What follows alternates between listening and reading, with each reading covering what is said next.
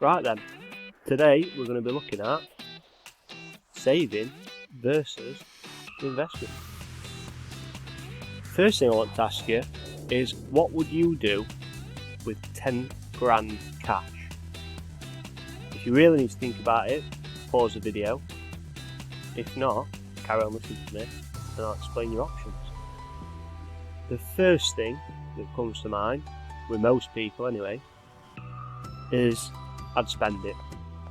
I'd buy things with it, whether it's a car, whether it's clothes, new phone. The first thing you could do is spend it all. Therefore you'd have no cash left. The second thing you could do is save it. So you might think, 10 grand cash, put it in a little savings account, keep it to one side, it's there when I need it. Good. The other thing you could do, however, is invest it. So you could invest in the stock market, you could buy bonds, you could buy property, art, anything that you think might appreciate over time to give you a return on your investment. The reason I got you to think about that was because it tells you a lot about yourself and your attitude towards risk.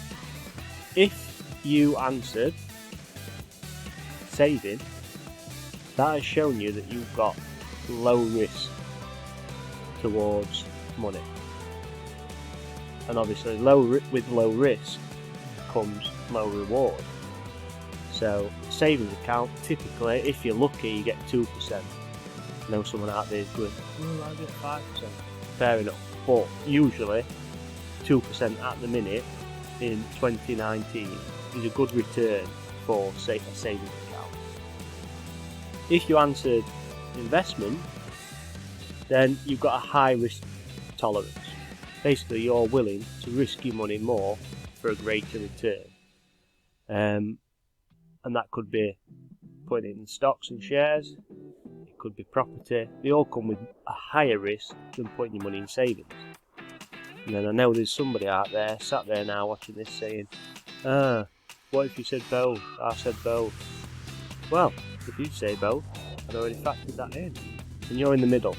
So if you said, I'll put 50 in savings, 50 I'll invest, then I've backed myself up, that's great. That just shows that you've got a medium risk. You'll take a bit more risk than someone who's saving, but you're not quite willing to take the high risk like somebody who is deciding to invest in it. Let's have a look at what each of these mean in terms of their advantages and disadvantages. Saving, low or zero risk. There's not much more I can say about that. Basically, you're putting your money away or keeping it in cash. There's no risk to it. When someone breaks into your house and nicks all your cash, you'll lose some of that if the bank goes bust. However, generally there's no risk to saving. However, a disadvantage would be inflation. So inflation can impact the power of your money.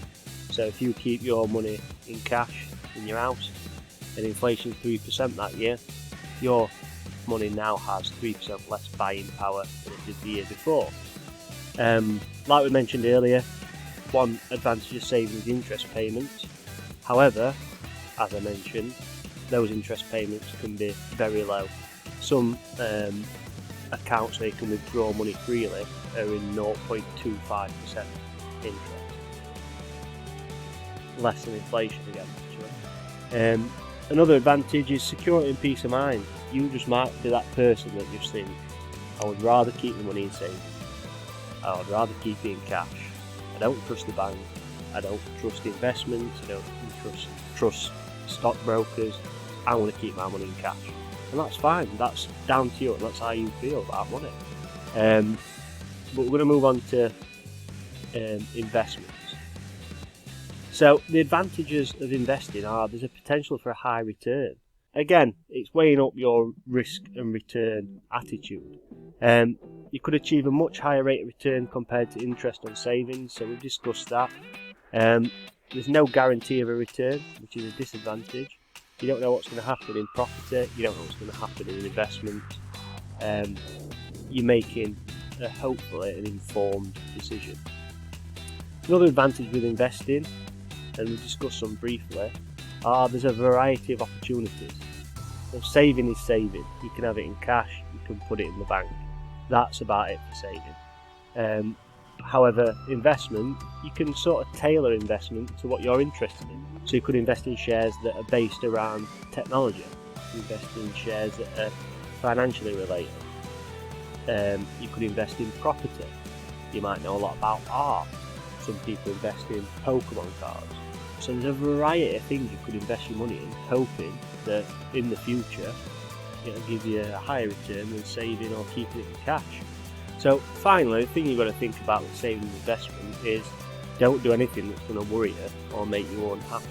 You've got to be happy with your own approach to saving and investing. You've got to be patient. You've got to be in it for the long run. I hope this has been informative. Obviously, do your own research. I'm not a financial advisor, I just want to give you some facts about saving and investment. And it's up to you to decide where your risk is, and hopefully this has helped you look into that. Thanks again. See you next time.